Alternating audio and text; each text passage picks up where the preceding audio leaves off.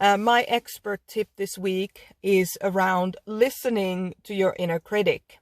So one of the challenges with the inner critic is that if things don't go as we plan, we tend to activate that part of us where we begin to criticize ourselves for not being perfect and not doing everything exactly right.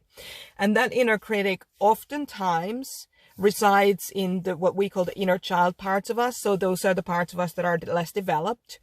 And if you don't know what I'm talking about, you can head on over to just Google 4 people within.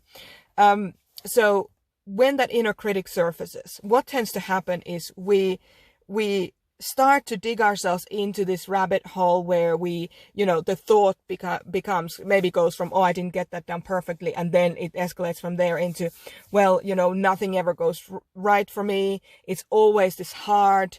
There must be something wrong with me because this is happening again. And that kind of dialogue from the inner critic, it's really interesting because, as I said, if you start going down that rabbit hole, it's really hard to dig yourself out of it. So when that happens, my expert tip is take it seriously, but not personally. So take what the inner critic is saying seriously. So listen to that inner critic instead of taking it personally, because they might actually have a point, but how they put that point across, it can be quite abusive at times. So just listening to the content rather than the delivery style of that message of the inner critic, that can actually be very helpful in you learning the things that you might do differently going forward. But it also stops you from getting upset about that unsupportive feedback that you're getting from within you.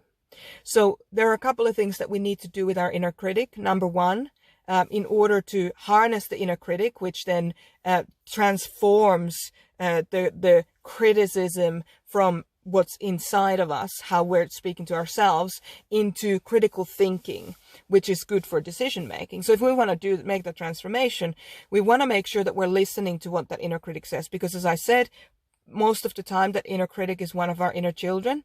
And if we don't have a good relationship with that inner child, if we don't offer them the support and the caring and the listening that they need, then they will act up because they need to get the airtime. So you might as well give that part of you proactively some space.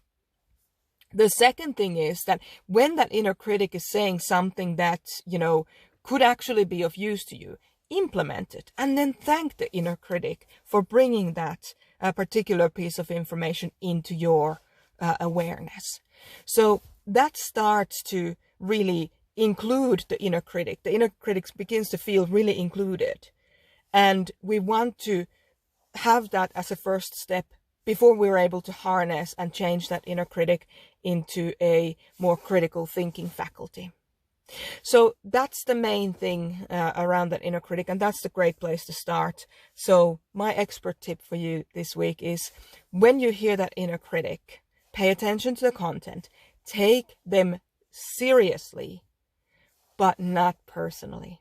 I hope you have a really good week. You take care of yourselves, take care of your loved ones, and we'll talk to you soon.